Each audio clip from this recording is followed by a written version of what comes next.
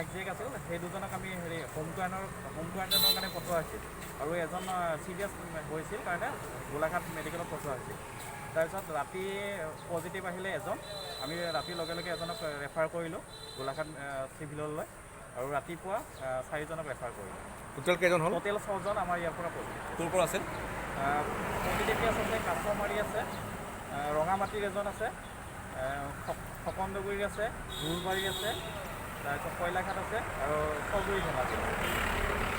total কেইজন ক'লে total 6জন Dergaon quarantine centre Dergaon quarantine আজি ওলাইছে কিমান আছিলে ইয়াত ইতিমধ্যে ইয়াত বৰ্তমান 34 আছে 34 আছিলে ন হ'ব